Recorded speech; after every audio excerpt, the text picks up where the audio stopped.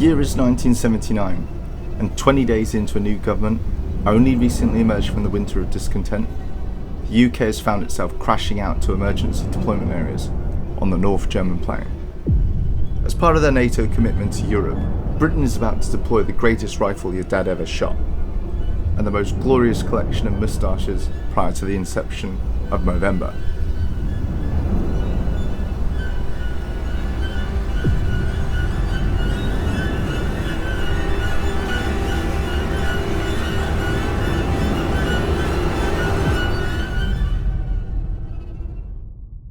So we're back on combat mission Cold War, and I've made it as far as the last mission on the British campaign. This one looks like it's going to switch me from a defensive posture to an attack, but I wanted to do a quick lessons learned of the Brits by looking at the last mission played. On the whole, I've been enjoying the campaign, and I felt that that was a sort of culmination of the lessons that I've had, although it still had a few tricks to throw at me.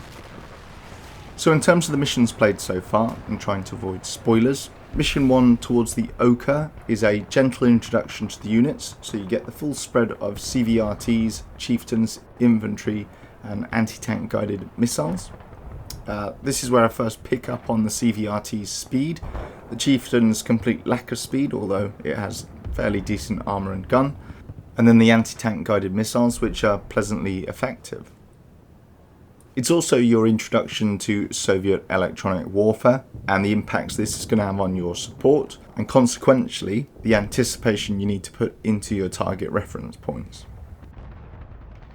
For Mission 2 Borsum Block, I went into this expecting more of the same, but was actually challenged when I came up against different Soviet units, as this was the first encounter with T-64.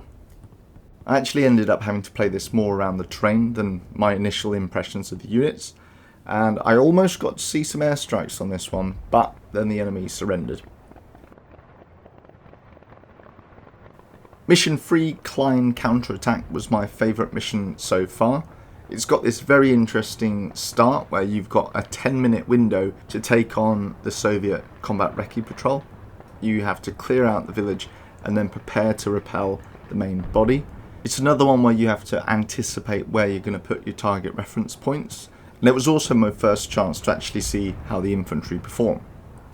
Missions 4 and 5 start to have an emerging pattern for the Soviet artillery, and this then affected where I decided to place my units. And Mission 6 Middle for Diddle was one I really didn't enjoy. It was actually the trickiest mission I'd faced to that point. It was quite difficult terrain for defence. It's the first challenge of woodland fighting, which really didn't work out brilliantly for me, and that then goes into the next mission, which we're going to review here, because the Soviets pick up on that, and that feeds into their approach for Mission 7. So, Mission 7, Left Hook, Situation. It is 1500 hours, 24th of May 1979, and 47th Guards Tank Division, 2nd Echelon Regiment 153 Tank Regiment is now advancing rapidly to contact with 2 battalions forward with the likely intent of securing Salzgitter, 5 kilometres to the north of 1st Battalion Royal Anglian Regiment's battle group area of operations. If the enemy succeeds in securing Salzgitter, it will force Task Force Alpha, our neighbouring task force, to prematurely withdraw from its positions in Wolfenbüttel, where it continues to hold other 47 Guard Tank Division efforts at bay. Mission: 1 Royal Anglian's battle group is to defeat the enemy tank battalion in the vicinity of Calbecht Engerod no later than 1630 hours, 24th of May 1979, in order to delay 47 Guards Tank Division. So we need to occupy 3 approach objectives. We need to maintain our friendly casualties under 30%, and we need to inflict 55% casualties on the enemy. Enemy forces. Battle Group Recce, during its withdrawal in contact, has identified a tank-heavy formation advancing north, equipped with T-64 tanks and BMP-1 armoured infantry fighting vehicles, estimated to be in at least battalion strength. But the Soviets are showing a tactical change, moving elements through the woods in a break from doctrine, suggesting they've learnt lessons from today's earlier battles. Quick point, this is all happening on a single day. Indirect fire has already registered on Calbecht and Engerod, and the air threat is currently assessed as low thanks to the 2nd Allied Tactical Air Force achieving air superiority. Friendly forces. 1 Royal Anglian battle group comprises of battle group headquarters, D Company combat team complete, plus organic support elements. Also grouped or in support are elements of 1st Queen's Dragoon Guards, the 16th 5th Queen's Royal Lancers, 143 Battery 49 Field Regiment Royal Artillery, 52 Battery 45 Field Regiment Royal Artillery, and D Anti-Tank Battery Royal Horse Artillery. Engineer support is from 1 and 7 Field Squadrons, 1 Armoured Division Engineer Regiment Royal Engineers, and 1 Armoured Division has also detached a tactical air control party in order to coordinate Harrier GR3s from Free Fighter Squadron RAF and Lynx AH1s from 611 Squadron 1 Regiment Army Air Corps. Both engineer troops have been busy laying extensive minefields supported by road craters to protect the flanks of the defensive positions. Finally, due to 1 Armoured Division's concerns over the size of the enemy force approaching and the threat it causes of forcing Task Force Alpha to withdraw, 1 Royal Anglian Battle Group Reserve, formed of D Squadron 14th 20th King Hussars, has been directed to deploy. The squadron commander is currently delivering orders, and it will then start to move from its hideout locations. Lead elements of D Squadron will arrive at Alta Veg, north of Engerod, from 1540 hours. Plan. So this is going to be working through what I've learned so far. Some of it is specific to the British Cold War campaign. Some of it's probably broader combat mission, regardless of the units. So this is, I suppose, the wider modern titles, the World War II titles. And it's with the focus of what the objective is here, which is defence. So what do we expect from the Soviets? Well, from the briefing, there's going to be a mix of woodland moves on the left and a more standard high-speed run up the main road to the right. We're expecting lots of tough tanks, lots of BMPs with ATGMs, lots of artillery on pre-planned missions, which is typically denying defensive terrain and often is on the front edge of urban areas. We're expecting really good anti-aircraft cover, so this is a mixture of guns and missiles. And then I'm not actually expecting a great deal of dismounted infantry, so most of the battles that I've gone through so far, they've never really got close enough to debus, and they typically get killed with the vehicle. Back on artillery, ideally I want to prevent enemy reconnaissance and artillery spotting. So beyond the artillery plan, I've found I either need to swap defensive positions frequently, stay hidden, or kill the Soviet spotter to prevent call-ins. Some of this plays into the fact they have this hierarchical attitude to who can call in indirect fire.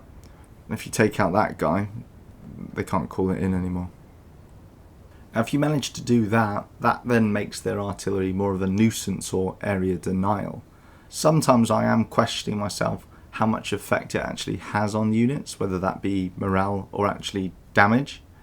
It does look impressive and it does put me off placing units in that area, but there is this little voice in my head saying, can you just button up and ride out the storm? So I want to put together a mobile defence as far forward as possible and then fall back in stages. This gives me a bit of depth to play with, and it's also what we saw in the Goodwood scenario where the Germans bled, delayed and stalled our attack till we bumped into their counterattack. And that's something I want to bear in mind considering I'm going to have these reinforcements. They're basically going to come in as my counterattack and provide the winning blow. When I'm looking at the defence, sometimes I'll be delaying, sometimes I'll potentially be counterattacking, and sometimes I'm going to be holding ground. But at all points, ideally, we want the enemy to be under fire. So This is where we start thinking about killing areas, because we want the enemy to have no approach when they're not coming under fire.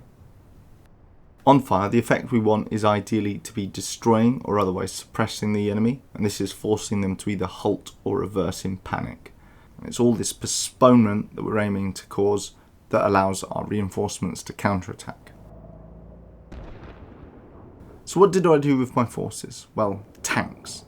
These were the only ones I put on a strong blocking position. They can happily knock out a T-64, but they perform better under 800 meters or on a flank. Their armour is good, but the T-64 and even the BMP-1 with its ATGMs proved to be a threat. There's this annoying habit I kept finding where the Soviets would spot and fire first, so what I did with these was I placed them on a blocking line on the L472 road. Basically what they're going to try and do is catch the Soviets on the bend within that range, hitting them as they slow to take the corner, either on a flank or within that range. A target reference point's also on the bend, so this will help if we want to call in indirect fire later, or as a range marker for the tanks. Swing fire. So these were split between D Company and 1 Royal Anglian's HQ. I placed them on either flanks, wide and far back, because they can reliably hit and knock out vehicles at long range. They need to have good visibility to track and guide onto targets, and preferably we want to have them in hold down positions. I want them to fire at the earliest opportunity before the Soviets can get into effective range and fire back. On the right, they're going to try and catch anything that gets past the tanks, and on the left, they're focused on anything coming down that slope out of the woods. That flank is quite light on forces, so they'll have quite a bit of responsibility monitoring the minefield route on the left. My other anti-tank asset, the Milan, is mixed in with the support company, who I've brushed over in the brief. They're positioned on the right-hand flank, backing up the main tank line from the woods on the hill. They also have a partial field of view over to the left-hand slopes. These units have been highly effective. The Milan's a punchy asset capable of destroying Soviet armour that in turn has had trouble spotting and returning fire. For a two-man team they're pretty devastating, which contrasts with the minimal contribution from the rest of my infantry so far. For the rest of the support company, we have the company mortars, which are tucked away in a courtyard in Calbecht, and then we have the observer on the top floor of the local applied science university. The artillery and air observers are central on the roof of Karlsruhen's plastic pipe factory, and we'll come back to them later for the artillery and air plan. When we're looking at mines and engineering works, these have all been done pre-battle, and they're going to hinder the enemy's advance, but we can't actually change where they're placed. Then the engineers themselves would operate essentially as 2 additional infantry platoons, supplementing our 2 D Company platoons. All 4 of these units would employ the same fundamental approach, guerrilla-style delaying actions. The objective was not a static defence, but a sustained attrition and disruption focused on specific pre-selected locations. So this is all where I think about where to stop them and how. I tried to pick out some key terrain and routes I'd expect the enemy to use, and put in repeated minor engagements on them. These would then be my successive defensive positions. And the basis for each was to focus on concealment, reverse slopes, and the ability to make a clean break. I also wanted them to be mutually supporting, but allow for local withdrawal and local counterattack. This was all about the highest possible delay I could inflict to allow our tank reinforcements to reach us. I didn't want to get fixed, I couldn't afford to get outflanked, and generally I wanted to flip the balance of surprise, shock and exploitation in my favour. The 3 things I've not really mentioned yet are artillery, air and my armoured reconnaissance. The scimitars were going to act as my eyes and ears, or in this case, mostly ears. I pushed them into the woods to see if they could monitor the Soviet location and progress. Artillery seems to have been good for breaking up the enemy attack, sometimes as a nuisance, sometimes causing panic. So I played to my reading of the brief and bombarded the woodland roads leading out of the forest on my left. Air power has been poor to unimpressive, with limitations on the accuracy for the Harriers. I can't tell if this is due to the strong Soviet anti-air capabilities, but I decided these would sit on junction point targets and come in immediately. The links would then follow on a delay when I expected the Soviets to break out of the woods and be out onto the open for their anti-tank guided missiles. Now before we watch the gameplay, I'm going to christen the ground for reference, and starting at the back left we have Mine Hill. This is a wooded hill and former mining site where they were digging up iron ore. Below that we have Pit Pond. This looks like it was part of the mines in a former open pit that's been flooded to create a water feature. To the back right we have Salzgitter Hills, and running between this and Pit Pond is the north-south road that our tanks are sat on. My end of this, the northern end, has a bridge and on and off ramps with prominent embankment. I'm going to just name this 248 embankment after the junction number. Then working back into the centre we have Northwood, where reinforcements are expected to come from, the villages of Calbecht and Engerod, two prominent estates, the pipe factory and the university, Calbecht Wood to the south of Calbecht, and Shepherd's Hill, which are spotted on a map as Schafsberg, which I think breaks down to Sheep Mountain, so we're going with a sheep themed name. Now in terms of gameplay, I'm going to try something slightly different. So it's not going to be a playthrough turn by turn where you kind of get the contemporary thoughts of me playing the game. It's also not going to be a scripted after action with a sort of neat hindsight. Instead, what I'm going to try and do is basically take all of the saves that I've got and look over my notes and try and explain what's going on a turn by turn basis. So we'll load up the first one and we'll talk about what's going on. So turn 1, my notes primarily focus on the reconnaissance elements that head out on either flank. We've got 2 scimitars over on Salzgitter Hill, and then we've got 2 more heading towards Mine Hill. There's then 1 at the base of Pit Pond. That makes the first spot on this sort of clearing in the woods. You can see some vehicles heading towards what looks like the wooded tracks on Mine Hill. 30 seconds in, we, as typical, get our artillery start to fall, so that is both Soviet and ours. Ours, again, is focused on 2 roads. You can see the anti-air that's trying to shoot down our Harrier. And then, I think, quite late in the turn, we've got a bit of good news, really. So, Harrier drops a bomb on a junction in the woods. Massive explosion, massive crater. And that looks like a fairly decent start for our turn. So coming down to the other end of the map, you can see there's a big old hole. I'm hoping at this point that we've managed to knock out a few vehicles. I'm also hoping that this cratering and this monumental crater causes obstacles. So whether it took out a vehicle or not, I'm basically hoping this becomes harder going. But yeah, that's turn 1. Turn 2, I mostly just waffle in my notes about that big bomb. I've pretty much already covered it. I'm hoping that that's causing issues for their manoeuvrability.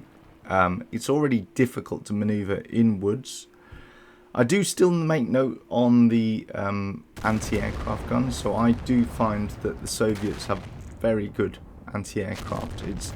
It either waves off the actual plane, or it becomes, as soon as I see that big stream of anti-aircraft in the sky, that's a deterrent to me to not lose a sort of valuable asset in the campaign. Saying that, I have found the Harriers to be a bit funny, really. I covered it slightly in that intro, but the area targets, you give them an area target, and I've not really found that they are able to hit anything. They're not laser guided, they're not necessarily accurate, which is why again I picked a landmark, a geographic point, the crossroad, and told it to hit that. But yeah, how's that for a deterrent? With all this, they are going to town, and yeah, I don't want to lose a vehicle. I don't want to lose an aircraft.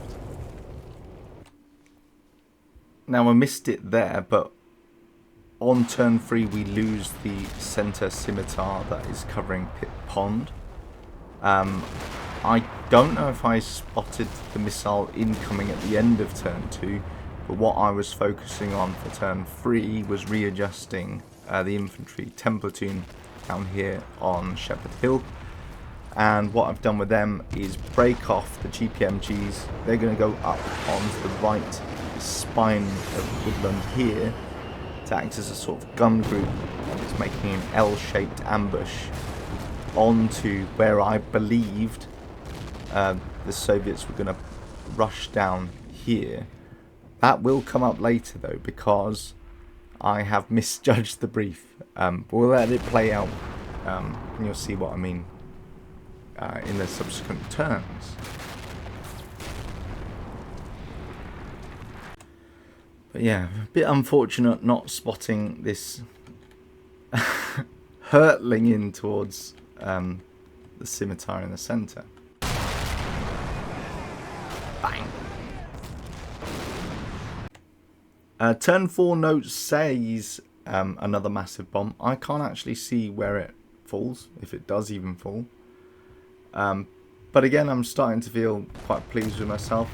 All I'm getting at the moment is sound contacts here, and they don't seem to be making much progress. I really am hoping that it's because of the artillery. I think Milan joins in here as well. It spots a BMP coming down the clearing, and I think knocks it out there.